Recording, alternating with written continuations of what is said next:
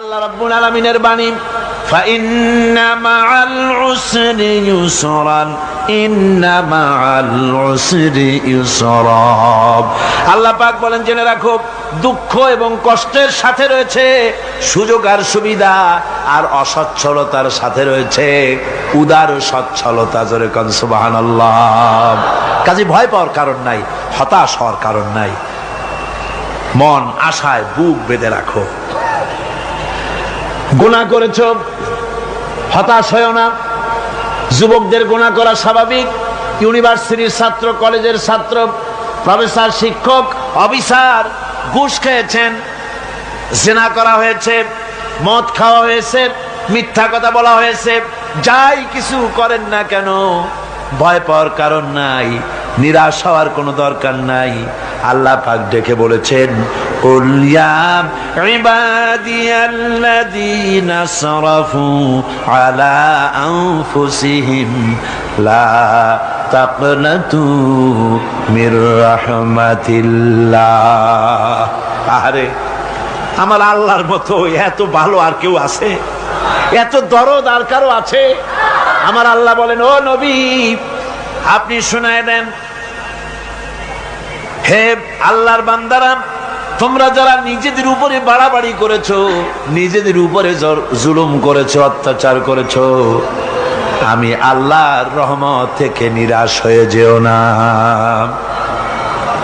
মানুষ যদি অপরাধ করে, বাপের সাথে অপরাধ করেছে, মায়ের সাথে অপরাধ করেছে, মা বাবা সন্তানের চাইতে এত বড় কল্যাণকামী তো আর কেউ নাই, কিন্তু মা বাবা কোনোদিন বলে না, আয় আমার ছেলে তোরে মাফ করে দেই, এরকম বলে নাকি?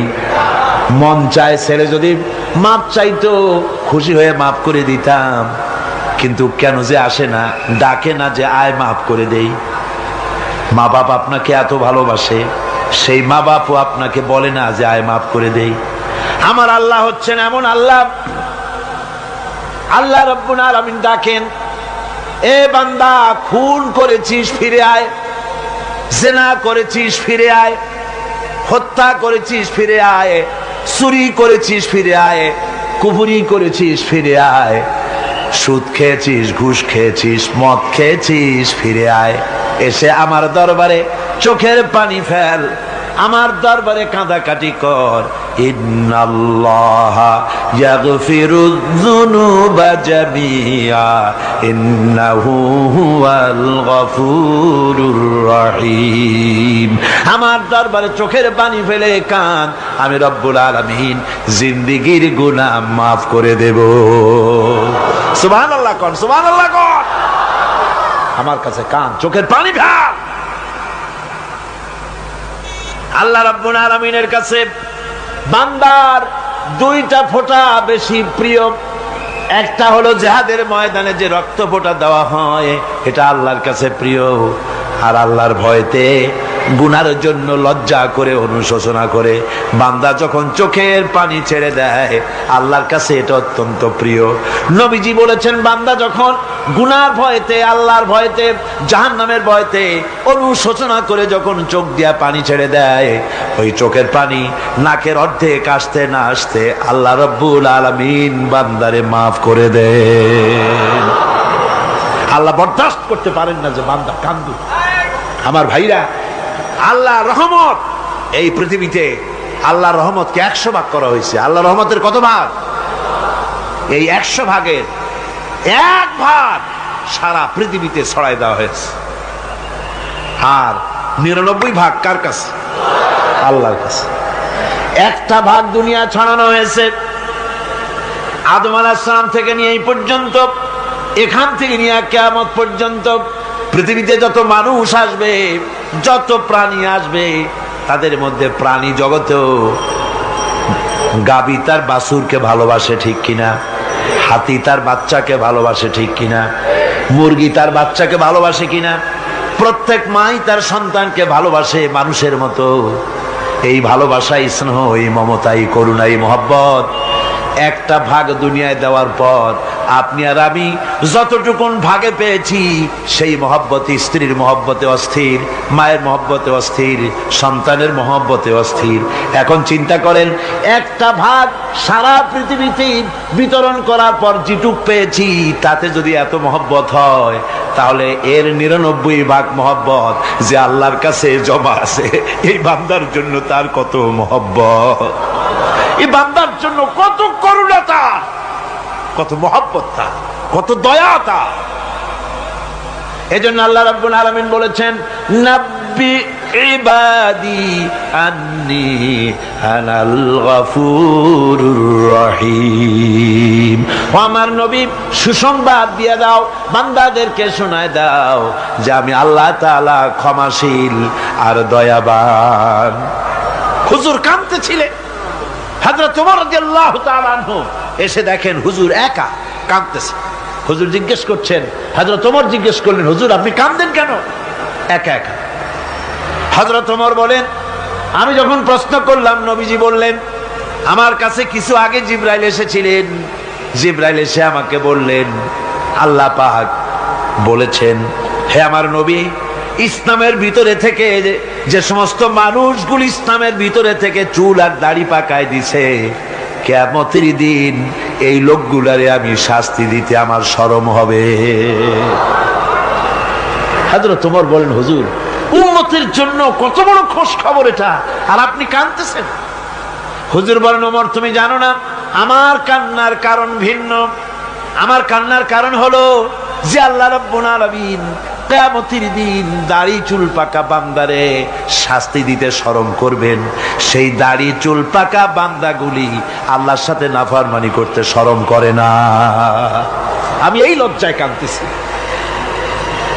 ভাইরা, হুজুর আল্লাহ পাক বলেন, ও আমার নবী, রাতের আধারে যখন একটা বুড়া আমার দরবারে হাত উঁচু করে, একটা বুড়া মানুষ রাতের আধারে যখন আমার দরবারে হাত উঁচু করে আর যখন বলতে থাকে, রব্বুল আলামিন আমার পেছনের জীবনটা বড় খারাপ করেছি, এমন কোন কাজ জীবনে করি নাই যা তোমার কাছে কিছু দাবি করতে পারি, সব রকমের নাফরমানি করেছি, আজ আমি বুড়া হয়ে গেছি, কামাই করতে পারি না, ছেলে আমাকে চোখে দেখতে পারে না, পুত্রবধূ আমাকে ঘরে জায়গা দেয় না, আমার স্ত্রী আমাকে দেখতে পারে না, রোজগার করতে পারি না, হাঁটতে পারি না, চলতে পারি না, সবার কাছে আমি তিতা হয়ে গেছি, আমি দাঁড়াতে পারি না, কোমরে ব্যথা পাই, হাঁটুতে ব্যথা পাই, চলতে পারি না, কানে শুনতে পাই না, চোখে দেখতে পারি না, আর তোমার কাছে কিছু চাইয়া নেব এমন ভালো কাজও করি নাই। এইভাবে যখন বান্দা কাঁদতে থাকে আমার দরবারে, ও আমার হাবিব আমার রহমতের দরিয়ায় জোশ মেরে যায়, আমার শরম হয় এই বুড়াটারে কেমনে খালি হাতে ফিরাইয়া দেই।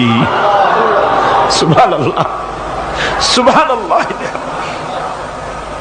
আমার আল্লাহর এত দয়া, আমার আল্লাহর এত মায়া, এত মহব্বত। আমার আল্লাহ রাব্বুল আলামিন বলেন, وَإِذَا سَأَلَكَ عِبَادِي عَنِّي فَإِنِّي قَرِيبٌ। আমার হাবিব, আমার বান্দা আমার ব্যাপারে প্রশ্ন করে, আমি বান্দার একদম নিকটে। কোরআন শরীফের ভিতরে যত জায়গায় রাসূলকে বলা হয়েছে সুয়ালের কথা, আপনাকে প্রশ্ন করা হয়, আল্লাহ তার জবাব কুল এই কথা বলে জবাব দিয়েছেন। যত জায়গায় সুয়াল এসেছে, যেমন কোরআনে কারীমের মধ্যে আল্লাহ পাক বলেন, ওয়ায়াসআলুনাকা আনিল মাহিদ, মেয়েদের হায়েজ সম্পর্কে জিজ্ঞাসা করা হয়, কুল হিয়া আযা, হে নবী আপনি বলুন। এভাবে করে কুল দিয়ে জবাব দেওয়া হচ্ছে। আবার প্রশ্ন করা হচ্ছে, ওয়ায়াসআলুনাকা আনিল আনফাল, এই গনিমতের মাল সম্পর্কে হুজুর আপনাকে, হে নবী আপনাকে প্রশ্ন করা হয়। আল্লাহ কুল দিয়া জবাব দিলেন, আল্লাহ বলেন আপনি বলেন।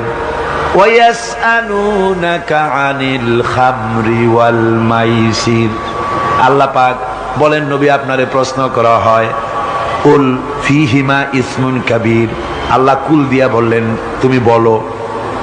আবার বলা হলো ওয়ায়াসআলুনাকা আনিল আহিল্লা, কুল হিয়া মাওয়াকিতু লিন্নাস। ও নবী, আপনাকে প্রশ্ন করা হয় চাঁদের ক্রমবর্ধমান এবং ক্রমহ্রাস, এই যে বাড়ে আর কমে, পূর্ণিমা হয় অমাবস্যা হয়, কেন হয়? আপনি বলুন, কুল, আপনি বলেন, এটা আমি অক্ত এবং সময়, বছর আর দিন গণনা করার জন্য পৃথিবীবাসীদের জন্য বিনা পয়সায় একটা ক্যালেন্ডার বানাইয়া আকাশে ঝুলাই রেখেছি। এভাবে যত জায়গায় এসেছে আপনাকে প্রশ্ন করা হয়, তত জায়গায় আল্লাহ জবাব দিয়েছেন কুল, আপনি বলেন। গোটা কোরআন শরীফের ভিতরে এই একটি মাত্র জায়গা যেখানে বলা হয়েছে আপনাকে প্রশ্ন করা হয়। আল্লাহ এখানে বলতে পারতেন কুল, আপনি বলেন, আল্লাহ তোমাদের নিকটবর্তী, এভাবে জবাব হয় নাই। এটা কায়দাটা হলো এই, আল্লাহ বলতেছেন ওয়াইজা সালাকা ইবাদি, ও আমার নবী, প্রশ্ন তো আমার বান্দারা আমার ব্যাপারে করেছে, এবার আপনার জবাবের কোনো দরকার নাই। প্রশ্ন আমার ব্যাপারে, আমি নিজে জবাব দিয়ে দেই, ফা ইন্নী কারীব। ও বান্দা, আমার ব্যাপারে প্রশ্ন করেছিস, জবাব আমি দেই, আমি তোর সবচাইতে বেশি নিকটে। সুবহানাল্লাহ। কত নিকটে? ওয়া নাহনু আকরাবু ইলাইহি মিন হাবলিল ওয়ারিদ। তোর যে রগ, এই শাহরগের চাইতেও আমি তোর বেশি কাছে। সুবহানাল্লাহ। আমারে ডাক, আমারে ডাক, কলিজা দিয়া ডাক, অন্তর দিয়ে ডাক। মনের থেকে মানুষ যদি ডাকে, মুখের ডাক আর মনের ডাক এক জিনিস নয়। দিল সে जो बात निकलती है असर रखती है पर नहीं मगर ताकते परवाज रखती है। দিল থেকে যে কথা বেরোয় তা প্রভাব বিস্তার করে, ডানা নাই কিন্তু ওড়ার ক্ষমতা রাখে। মনের কথাই ভিন্ন। মন থেকে, দিল থেকে, কলিজা থেকে, অন্তরের গভীর কন্দর থেকে মুহাব্বতের সাথে কেউ যদি একবার বলে আল্লাহ, বলেন আল্লাহ, আল্লাহ, আল্লাহ। আল্লাহ রাব্বুল আলামিন বলেন, অন্তরের অন্তঃস্থল থেকে একটি বার যদি বান্দা বলেন আল্লাহ, আল্লাহ বলেন 70 বার সাড়া দিয়া জিজ্ঞেস করি, বান্দা কি চাও, আমি তোমার কাছে আসি। সুবহানাল্লাহ। আমি তোর একদম কাছে, কি চাস বল, বল আমার কাছে। এমন দয়াবান, এমন মেহেরবান, এমন আল্লাহ আমাদের। সে আল্লাহ রাব্বুল আলামিন, তিনি বলছেন وقال ربكم ادعوني استجب لكم। তোমাদের রব বলেছেন আমারে ডাকো, আমি আল্লাহ ডাকের সাড়া দিয়া দেব। সুবহানাল্লাহ। কারে ডাকতে হবে? কারে ডাকতে হবে? এই বিশাল জনসমুদ্র একযোগে চিল্লা কোন কারে ডাকতে হবে? কোন পীর সাহেবকে নয়, আল্লাহর কসম কোন খাজা বাবাকে নয়। ডাকতে হবে কারে? চিল্লা এখন কারে? ওয়াকালা রাব্বুকুম উদউনি। তোমার রব তোমাকে বলতেছে আমারে ডাকো, আস্তাজিব লাকুম, আমারে ডাকবে আমি সাড়া দিয়ে দেব। সুবহানাল্লাহ। আল্লাহকে ডাকেন। কি চাই আপনার বলেন, কি চাই? আল্লাহর কাছে চান, আল্লাহ দিয়ে দিবে। দেওয়ার জায়গা আল্লাহর কাছে চাইবেন, আল্লাহ দিবেন। দেওয়ার জায়গা, চাওয়ার জায়গা হলো সেজদায় পড়ে যাবেন। আমার ভাইয়েরা, জায়গাটা চিনায় দিলাম। মাজারে যাওয়া লাগবে না, কবরে যাওয়া লাগবে না। 2 রাকাত নামাজ পড়ে সেজদায় পড়ে গিয়া যত বিপদ আছে, মুসিবত আছে, সেজদার মধ্যে চোখের পানি ছেড়ে দেন আর কেন্দে কেন্দে জীবনের কথা বলেন। আল্লাহ রাব্বুল আলামিন আপনার আওয়াজ শুনবেন আর দোয়া কবুল করে নিবেন। কামতে হবে আল্লাহর কাছে। কার কাছে? আল্লাহর কাছে। সুম্মা ইস্তাগফিরুল্লাহ। আর এরপরে সে যদি আমি আল্লাহর কাছে ক্ষমা চাই, ইয়াজিদিল্লাহ গফুরার রহিমা, সে আমি আল্লাহকে গফুর এবং রহিম হিসাবে পাবে। সুবহানাল্লাহ। আল্লাহকে গফুর এবং রহিম হিসাবে পাওয়া যাবে। সব আল্লাহকে বলতে হবে, গুনাহ মাফ চাইতে হবে। এই জন্য হুজুর সাল্লাল্লাহু আলাইহি ওয়াসাল্লাম দৈনিক 100 বার তওবা করতেন। কোন হাদিসে আছে 70 বার, কোন হাদিসে আছে 100 বার তওবা করতেন। নামাজের পরে তো প্রত্যেক নামাজই পড়তেন হুজুর, সালাম ফিরাতেন আর সাথে সাথে বলতেন আল্লাহু আকবার, আস্তাগফিরুল্লাহ, আস্তাগফিরুল্লাহ, আস্তাগফিরুল্লাহ। মনে থাকবে আপনাদের? মনে থাকবে? সালাম ফিরাইয়া কি বলবেন? না, সালাম ফিরাবার সাথে সাথে বলবেন আল্লাহু আকবার, তারপরে পড়বেন আস্তাগফিরুল্লাহ, আস্তাগফিরুল্লাহ, আস্তাগফিরুল্লাহ। তওবা পড়বেন, আল্লাহর কাছে সবসময় গুনাহ মাফ চাইতে থাকবেন, বিনীত থাকবেন। আল্লাহকে পাওয়া যাবে, তাকে রহিম হিসেবে পাওয়া যাবে। সুতরাং ঈমান বিল্লাহ, আল্লাহর প্রতি ঈমান আনলে পরে চতুর্থ নম্বরের যে উপকারটা হবে সেটা হলো হতাশায় ভুগবে না, নিরাশায় ভুগবে না, আশায় বুক বেঁধে উঠবে, ঈমান মজবুত হবে, আল্লাহর কাছে মানুষ বিনয়ী হয়ে যাবে। এবার পঞ্চম নম্বরের উপকার আমি বলছিলাম, ঈমান বিল্লাহ, আল্লাহর প্রতি ঈমান আনলে পরে অসংখ্য উপকার হয়, অসংখ্য বৈশিষ্ট্য আছে। এর 6টা উপকারের কথা আমি বলবো। কয়টা? অসংখ্য উপকারের ভিতরে প্রধান 6টি উপকারের কথা বলবো। এর বললাম কয়টা? 4টে বলছি। এবার বলো পঞ্চম উপকারের কথা। আল্লাহর প্রতি আপনি পূর্ব পশ্চিমে কতবার মুখ ঘোরালেন, এটাই কিন্তু আপনার আসল সৎ কাজ নয়। আসল সৎ কাজ হলো আল্লাহর প্রতি ঈমান আনা। এই ঈমানের ব্যাপারে 3টা দিন আমরা পার করে দিলাম, এখনো কথা শেষ হয় নাই। আল্লাহর প্রতি ঈমান আনলে পরে যে উপকারটা হবে পঞ্চম নম্বরে, সেটা হলো কঠোর এবং কঠিন বিপদের ভিতরে বান্দার ভিতরে অবিচলতা এবং ধৈর্যের সৃষ্টি হয়ে যাবে। আলহামদুলিল্লাহ। কঠিন বিপদ মুসিবত আসলে পরে সে অবিচল থাকবে। সারা দুনিয়ার বিপদ আপদ, শত্রুতা, দুঃখ, কষ্ট, মুসিবত, জুলুম, নির্যাতন সবকিছু পাহাড়ের মতো উঁচু হয়ে তাকে ঘিরে ফেলবে, কিন্তু তাকে এক চুলও নাড়াতে পারবে না। আলহামদুলিল্লাহ। সারা পৃথিবী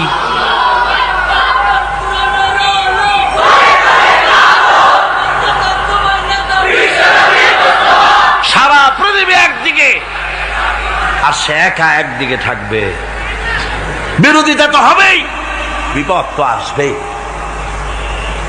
কবি বলতেছেন, সাথে জাকা রহা হ্যায় अज़ल से ता इमरोज, सतेजा का रहा है अज़ल से ता इमरोज, चरागे मुस्तफावी से शरारे बुलहबीस। সে আবহমান কাল থেকে শুরু করে মুস্তাফা সাল্লাল্লাহু আলাইহি ওয়াসাল্লামের দীপ শিখার সাথে আবু জেহেল, আবু লাহাবের অগ্নিস্ফুলিঙ্গের টক্কর লেগেই আছে। রাসূলুল্লাহর আল্লাহর দেওয়া এই বিধান, এই দ্বীনের বাতিটা টিম টিম করে জ্বলেছে। আর গোরকি, টর্নেডো, হাজার হাজার মাইল বেগে হেরিকেন এসেছে, গোরকি এসেছে, টর্নেডো এসেছে, টাইফুন এসেছে, কিন্তু এই আলো নিবাইতে পারে নাই। সুবহানাল্লাহ। এই আলো নিবাতে পারে নাই। এই শত্রুতা চিরকালের, নিবাতে পারবে না। কারণ হচ্ছে আল্লাহ রাব্বুল আলামিন বলেছেন, ইউরিদুনা লিইউতফিউ নূরাল্লাহি বিআফওয়াহিহিম ওয়াল্লাহু মুতিম্মু নূরিহি ওয়ালাউ কারিহাল কাফিরুন। ওরা চায় মুখের ফু দিয়ে আমার আলোকে নিভিয়ে দেবে, কিন্তু আমি আমার আলোকে পূর্ণতা দান করব। তাতে কাফের বেঈমানদের কলজায় যত জ্বালা যন্ত্রণা হোক, আমার দ্বীন কেউ মিটাই দিতে পারবে না। কাল সুবহানাল্লাহ। সুতরাং বিপদে অবিচলতা আসবে, সে অটল হবে, মজবুত হবে। কোরআনে কারীম বলতেছে, ওয়া কাযালিকা জাআলনা লিকুল্লি নাবিয়্যিন আদুওয়াম মিনাল মুজরিমিন। এই পৃথিবীতে এমনি করে আমি সকল নবীদের শত্রু বানিয়েছি, সব পাপিষ্ঠ অপরাধীদেরকে। নবীদের সাথে বিরোধিতা করেছে কারা? পাপিষ্ঠরা, অপরাধীরা। আজও খুঁজে দেখেন আজও ইসলামী আন্দোলনের বিরোধিতা যারা করে সবগুলি কি পাপিষ্ঠ? সত্য কিনা কর? ইসলামী আন্দোলনের বিরোধিতা যারা করে হিসাব করে, চোখ দিয়ে তাকায় দেখেন, খুঁজে দেখেন তাদের নামগুলি। মদখোর, জেনাকার, বদমাশ, চোর, হাইজাকার, বেনামাজি, লুটেরা, মিথ্যাবাদী, সবচাইতে সমাজের নিকৃষ্ট লোকগুলি ইসলামের বিরোধিতা করে।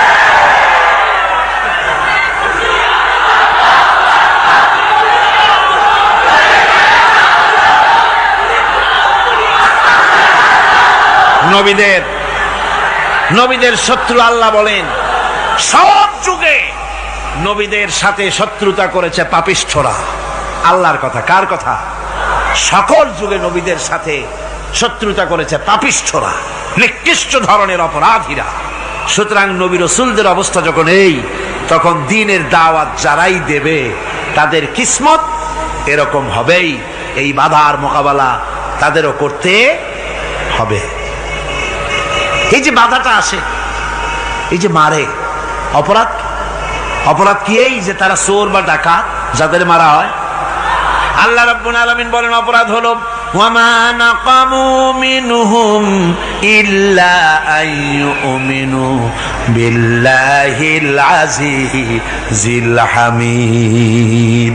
অপরাধ হচ্ছে ইমানদার লোকদের উপরে নির্যাতন চালিয়েছে, অন্য কোনো কারণে নয়। কারণ একটাই, তারা আল্লাহর জমিনে আল্লাহর দ্বীন প্রতিষ্ঠা করতে চেয়েছে, আর কোনো অপরাধ না। জমিন আল্লাহর, জমিন কার? এই বিশাল জনসমুদ্র গর্জে উঠুন একযোগে, বলুন জমিন কার? আইন চলবে কার? এখানেই সংঘর্ষ বেঁধেছে আবহমান কাল ধরে। মানুষ অত্যাচারিত হয়েছে, সাহাবায়ে কেরাম অত্যাচারিত হয়েছেন। বুখারী শরীফের হাদিসে এসেছে রাসূল করিম সাল্লাল্লাহু আলাইহি ওয়াসাল্লামের কাছে হযরতে খাব্বাব গিয়ে উপস্থিত হয়েছিলেন। হযরতে খাব্বাব বলেন, হাদিসটা এভাবে লেখা হয়েছে বুখারীতে, ওয়ান খাব্বাব বিন আল-আরিদ রাদিয়াল্লাহু তাআলা আনহু قال شكونا إلى رسول الله صلى الله عليه وسلم وهو متوسد بردة له في ظل الكعبة। রাসূলুল্লাহর কাছে গেলাম, কাবা শরীফের কাছে গিয়া দেখি নবীজি একটা চাদর গায়ে দিয়ে তিনি আরাম ফরমাচ্ছিলেন কাবা শরীফের ছায়ায়। সেখানে গিয়ে বললাম, আলা তাস্তানসিরু লানা আলা তাদউ লানা ইয়া রাসূলুল্লাহ, হে আল্লাহর রাসূল, আপনি কি আমাদের জন্য আল্লাহর কাছে দোয়া চাইবেন না? আপনি কি আল্লাহর কাছে আমাদের জন্য সাহায্য চাইবেন না? আমাদের লোকগুলিকে, মুসলমানগুলিকে মারতে মারতে তো শেষ করে ফেলে দিল। তারা আমাদের সুমাইয়াকে মারলো, আমাদের খাব্বাবকে উটের সাথে পায়ের দড়ি লাগায় টানলো, আমাদের খোবায়েবকে তারা আগুনের উপরে চিৎ করে শোয়ায় রাখলো, না খায় রাখতেছে, মারতেছে। কষ্টে তো শেষ হয়ে গেলাম। হুজুর, আপনি কি আমাদের জন্য দোয়া করবেন না? হাদিস শরীফে এসেছে, নবীজি উঠে বসলেন সোজা হয়ে। নবীজি বলেন, ও আমার সাহাবী, ও খাব্বাব, শোনো, তোমাদের আগে এই পৃথিবীতে যারা দ্বীনের দাওয়াত দিতে এসেছিলেন তাদেরকে সমকালীন রাষ্ট্রশক্তি, সমাজ শক্তি তাদেরকে ধরত। ফায়ুখাজুর রাজুলো, তাদেরকে তারা ধরত। ফায়ুহফারু লাহু ফিল আরদ, আর তার জন্য জমিনের ভিতরে কবর বানাইতো। ওই কবর ফায়ুজালু ফিহা, ওই কবরের ভিতরে তাকে কোমর পর্যন্ত গেড়ে দিত। সুম্মা ইউতা বিল মানশার, এরপরে করাত আনতো। ফায়ুদাউ আলা রাসিহি, এরপরে ওই করাত তার মাথার উপরে রাখতো। ফায়ুজালু নিসফাইন, এরপরে করাত দিয়া চিরে জীবিত মানুষটারে দ্বিখণ্ডিত করে ফেলে দিত। মা ইয়াসুদ্দুহু যালিকা আন দীনিহি, ও আমার খাব্বাব, এত কষ্ট দেওয়ার পরেও সেই যুগের কোন মুসলমানকে, দ্বীনের দায়ীদেরকে আল্লাহর দ্বীন থেকে এক চুলো তারা সরাই দিতে পারে নাই, এক চুলো সরাতে পারে নাই। ওয়াল্লাহি, ও খাব্বাব, আমি আমার আল্লাহর নামে কসম করে বলছি, লা ইউতাম্মান্নাল্লাহু হাযাল আমরা হাত্তা ইয়াসিরার রাকিবু মিন সানা ইলা হাযরামাউত। আমি কসম করে বলি, আল্লাহ রাব্বুল আলামিনের এই সানা থেকে হাজারামাউত পর্যন্ত লোকেরা যাতায়াত করবে, সুন্দরী রমণীরা গমন করবে, সদাগরেরা যাতায়াত করবে, টাকা নিয়া পয়সা নিয়া যাতায়াত করবে। তাদের মনের মধ্যে লুটের ভয়, টাকার ভয়, চুরির ভয়, ডাকাতির ভয়, জেনার ভয়, হত্যার ভয়, ধর্ষণের ভয়, কোনো ভয় থাকবে না। লা ইয়াখাফু ইল্লাল্লাহ, আল্লাহ ছাড়া কোনো ভয় থাকবে না। এমন একটা সমাজ, এমন একটা সময় আসবে। ওয়ালাকিন্নাকুম তাস্তাজিলুন, অথচ খুব তাড়াহুড়ো তোমরা করতেছো। তাড়াহুড়ো করো না, সময় আসবে ইনশাআল্লাহ। আমার ভাইয়েরা, আমার বন্ধুগণ, কঠিন বিপদে অবিচলতা এবং ধৈর্যের দৃষ্টান্ত রেখে গেছেন আম্বিয়া আলাইহিমুস সালাম। সুবহানাল্লাহ। কঠিন বিপদে অবিচলতা, দৃঢ়তা, ধৈর্য কারে বলে, তার দৃষ্টান্ত কারা রেখেছেন? আম্বিয়া আলাইহিমুস সালাম। ওনারাই আমাদের আদর্শ, নবীরাই আদর্শ।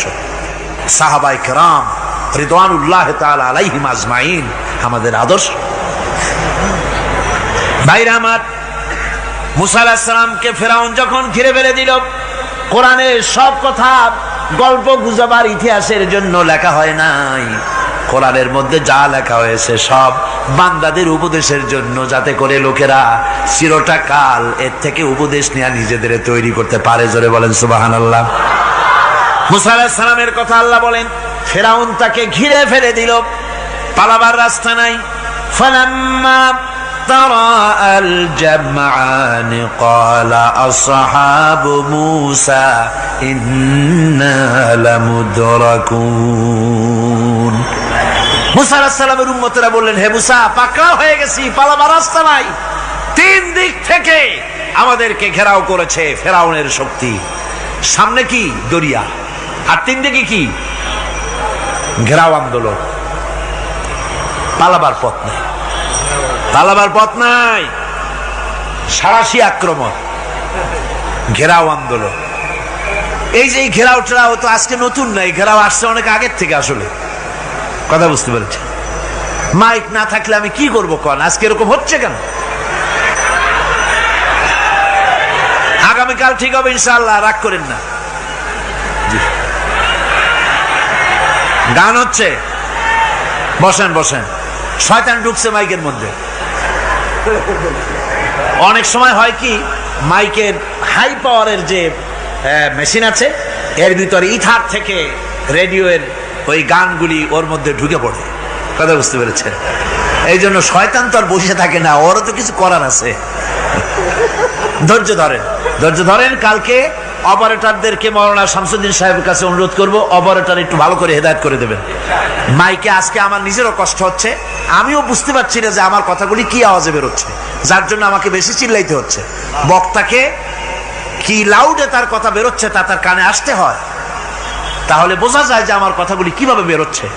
এটা এই অবস্থায় সিচুয়েশন আজকে নাই, এবং লোকেরাও মাইকের ব্যাপারে আজকে অভিযোগ করেছে, যা বিগত 16 বছরে করে নাই। সেটের ব্যাপারে কোথাও কোনো অসুবিধা হয়েছে?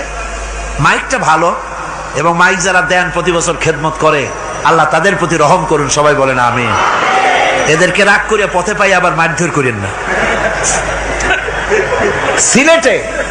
সিলেটের যে তাফসির মাহফিল হয়, বিগত 19 বছর তাফসির করেছি একটানা, এবার 20 বছর পুরো হবে ইনশাআল্লাহ।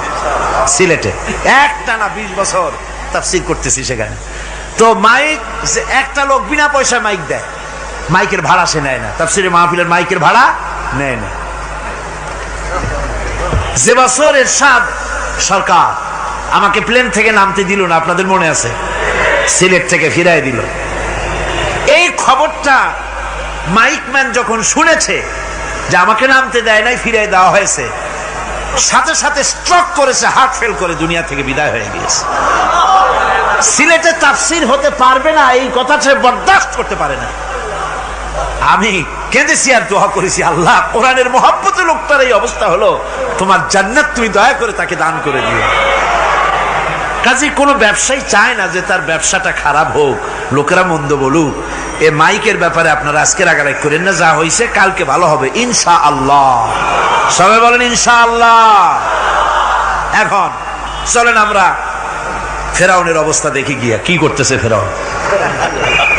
মুসা আলাইহিস সালামকে ঘেরাও করে ফেলেছে, পালাবার উপায় নাই। একদিকে দরিয়া, তিন দিকে ফেরাউনের শক্তি।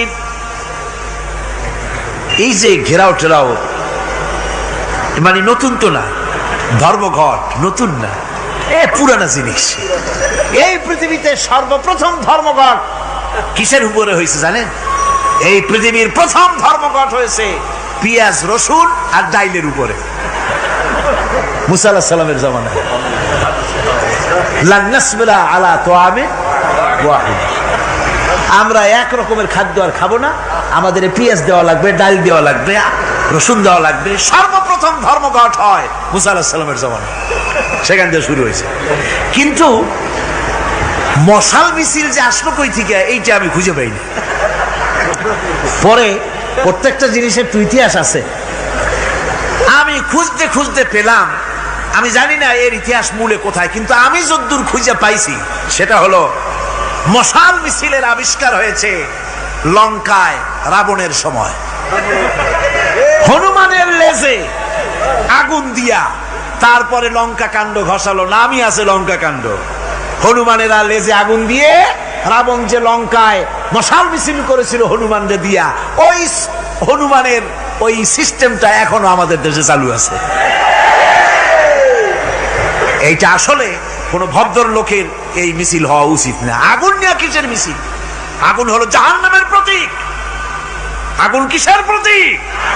জাহান্নামের প্রতীক। যদিও আমাদের উপকারে লাগে, কাজে লাগে।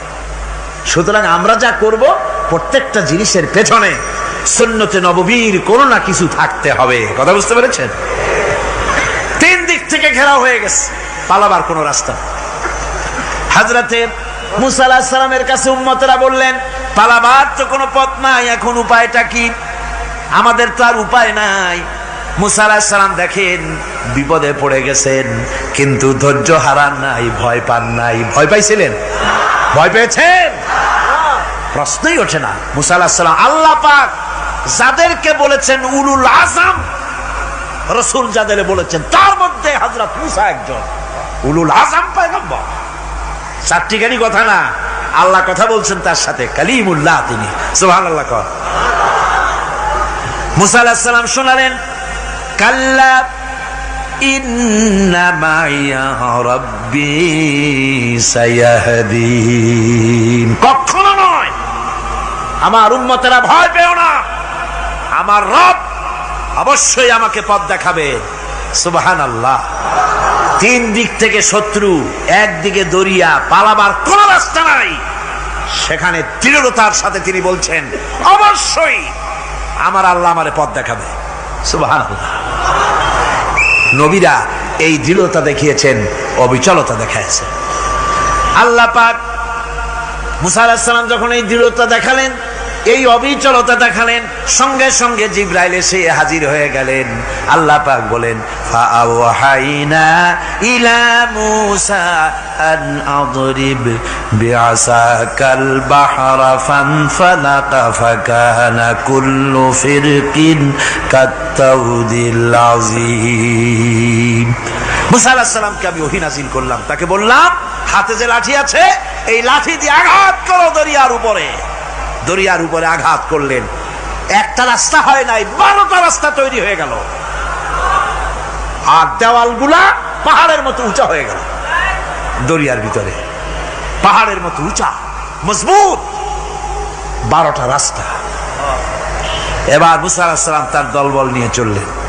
আল্লাহ রাব্বুল আলামিন বলেন, ওয়া আনজাইনা মূসা ওয়া মান মাআহু আজমাইন। মুসা এবং তার সাথী সঙ্গীদেরকে আমি পার করে দিলাম। মুসা আলাইহিস সালাম এবং তার সাথী সঙ্গী নিয়ে যখন দরিয়ার মাঝখানে আসছে, ফেরাউন তার দলবল নিয়ে এসে গেছে। আসে দেখে নদীর মধ্যে রাস্তা। বাবা, খুব তো কায়দা। ও মনে করছে ওর বাজানের তৈরি করা ডিস্ট্রিক্ট বোর্ডের রাস্তা। ওর লোকজন নিয়ে নেমে গেছে দরিয়ার ভিতরে, ও আসছে মাঝখানে, মুসা আলাইহিস সালাম চলে গেছেন ওপার, দরিয়া পার। মাঝখানে যখন এসে গেল, আল্লাহ রাব্বুল আলামিন পানিকে অর্ডার করলেন কুন। আল্লাহর তো বটন টেপা লাগে না, মুখ দিয়া কোনো হুকুম করা লাগে না, শুধু বলেন কুন। যে ব্যাপারে কুন বলেন ফায়াকুন, সাথে সাথে হয়ে যায়। আল্লাহ বললেন কুন, আর অমনি রাস্তা বন্ধ হয়ে গেল। এবার তুফান শুরু হয়েছে নদীতে, ঢেউয়ের উপরে ঢেউ, মৌজুন কাল জিবাল, পাহাড়ের মতো উঁচু হয়ে হয়ে ঢেউ আসতেছে। দলবল ঘোড়া আর অস্ত্রপাতি যা ছিল সব মরিয়া শেষ। এবার ফেরাউন একা উপরে ওঠে আর নিচে নামে, পানি খেতে খেতে পেটের কাম সারা, জনমের খাওয়া খাইছে পানি। এখন জান যা, বাঁচবার আর উপায় নাই, বাঁচবার আর উপায় নাই। ফেরাউন তার নিজের জীবন সম্পর্কে হতাশ হয়ে গেল। এবার ফেরাউন বলতেছে, আমানতু আন্নাহু লা ইলাহা ইল্লাল্লাযী আমানাত বিহি বানু ইসরাঈল। আমি ঈমান আনলাম, আমি ঈমান আনলাম আল্লাহ ছাড়া কোন ইলাহা নাই। ওই আল্লাহর উপর ঈমান আনলাম যে আল্লাহর উপর ঈমান এনেছে বনি ইসরাঈলেরা। আল্লাহ যাতে ঠিক পায় যে কোন আল্লাহর উপর ঈমান আনছে। বনি ইসরাঈলের আল্লাহর উপর ঈমান আনলাম। আল্লাহ এই তো মুসলমান হয়ে গেছি, এরপরও আমারে সুবাও কেন? আল্লাহ রাব্বুল আলামিন জবাবে বলেন, আল আন, এখন ওয়াকাদ আসাইতা ক্বাবলু ওয়া কুনতা মিনাল মুফসিদিন। এখন ঈমান আনার কথা বলছো, অথচ যুগের পর যুগ, বছরের পর বছর ধরে আমার মানুষের উপরে মন গড়া আইন চালায়েছ, আমার পয়গম্বরের সাথে বেয়াদবি করেছ। আজ তোমাকে আমি ছাড়ছি না, তোমাকে আজকে ছেড়ে দেব না, আমি তোমাকে মারব। আর সমস্ত প্রাণীগুলিকে, স্থলচর প্রাণীগুলিকে আল্লাহ পাক অর্ডার দিয়া দিলেন, এই ফেরাউনের লাশকে ডুবাবি না, পচাবি না, খাবি না। আল ইয়াউমা নুনাজ্জিকা বিবাদানিক, আমি তোমার শরীরে বাঁচায় দেব। পোকে খাবে না, পানিতে পচবে না, মাছে খাবে না, কুমিরে খাবে না, দুনিয়ার কোনো পশুতে খাবে না। আমি তোরে শুটকি বানাইয়া রাখবো, যাতে করে দুনিয়ার সমস্ত ফেরাউন যত যুগে যুগে আসে তোরে দেখে যেন হেদায়েত নিতে পারে। ফেরাউনকে আল্লাহ শুটকি বানায় রাখছে। আমি ফেরাউনদের লাশ দেখেছি ব্রিটিশ মিউজিয়ামে। ফেরাউন তো একটা না, অনেকগুলা। আসলটারে অবশ্য দেখিনি। ব্রিটিশ মিউজিয়ামে ওই ফেরাউনগুলার লাশ যখন অসুবিধা হয়, মমিগুলি, তখন ইংল্যান্ডে নিয়ে যায় চিকিৎসা করাবার জন্য।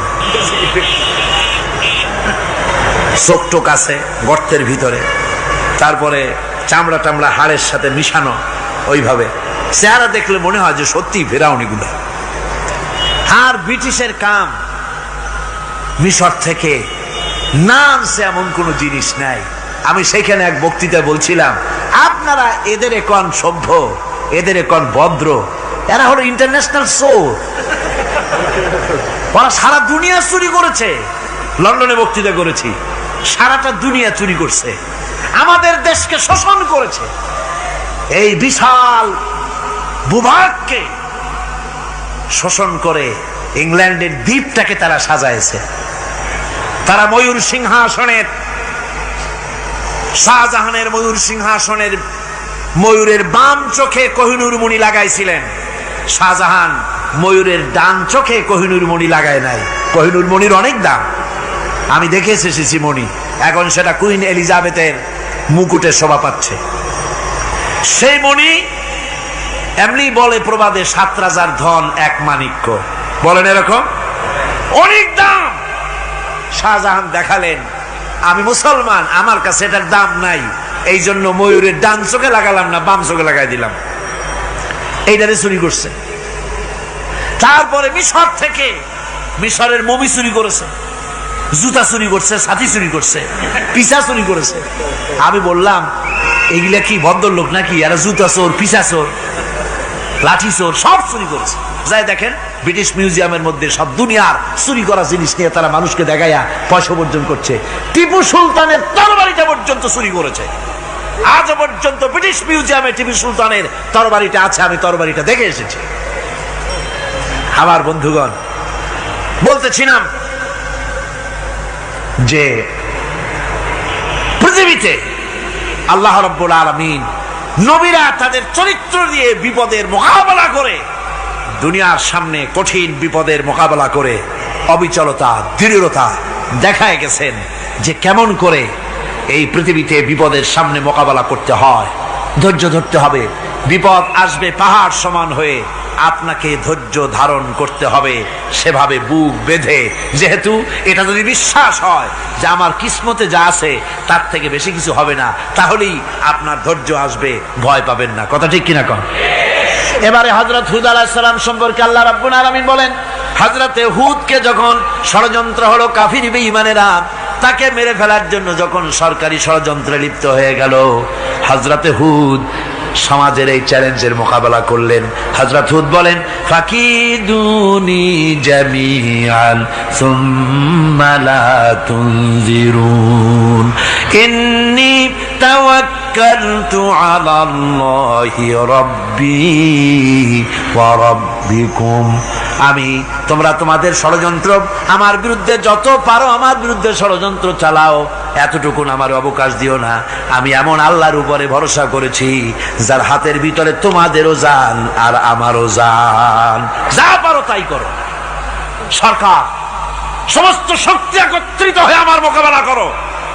একদিকে হুদ আলাইহিস সালাম, আর একদিকে গোটা জাতি। হযরত হুদ ভয় পায় নাই। সুবহানাল্লাহ খান। ঈমান বিল্লাহ মানুষের কলিজাকে এভাবে শক্ত করে দেয়। কোন আলহামদুলিল্লাহ। এবারে এই বিপদের, কঠিন বিপদের মোকাবেলা করে আমার রাসূল যে প্রমাণ দিয়া গেলেন, আমার রাসূল যে কঠিন বিপদের মোকাবেলা করলেন, ভাইরা আমার, হিজরতের রাতে সওর পাহাড়ের ভিতরে যখন তিনি আশ্রয় নিলেন, হযরতে আবু বকর সাথে ছিলেন।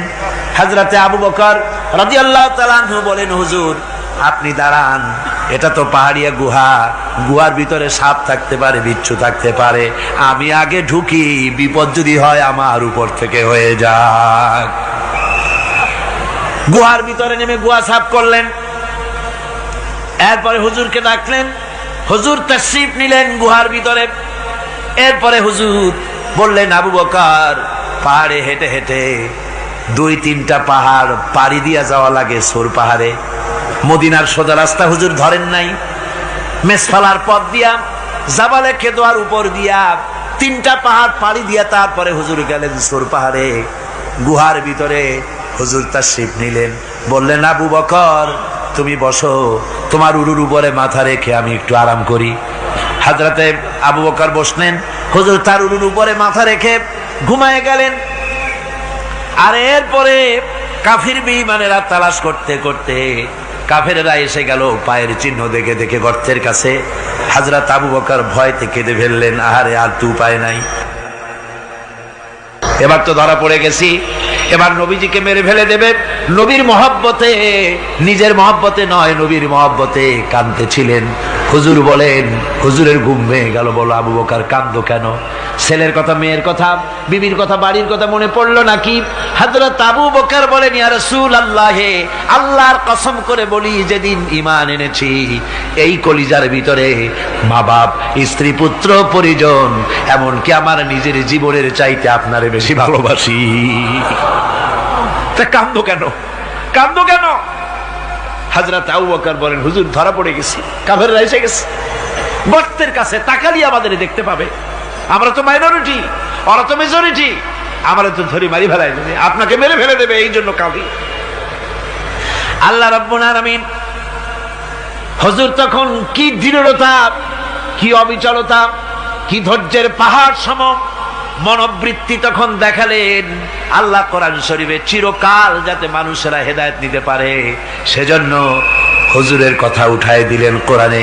আল্লাহ পাক বলেন, ইযহুমা ফিল গার ইয ইয়াকুলু লিসাহিবিহি লা তাহজান ইন্নাল্লাহা মা'ানা। ও বন্ধু, ভয় পেও না, আল্লাহ আমাদের সাথে আছেন। সুবহানাল্লাহ।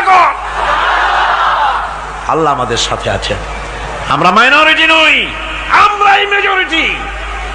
আল্লাহ আছে আমার সাথে, ভয় পাওয়ার কোনো কারণ নাই। সুবহানাল্লাহ। আল্লাহ পাক বলেন, فأنزل الله سكينته عليه وأيده بجنود لم تروها। আমি এদের অন্তরের ভিতরে আমি শান্তি নাজিল করে দিলাম, প্রশান্তি দিয়া দিলাম, আর আমি সাহায্য করলাম, আর এমন সব সৈন্য পাঠায় দিলাম যে সৈন্যগুলি তোমরা দেখতে পাও নাই। সুবহানাল্লাহ ওয়া বিহামদিহি।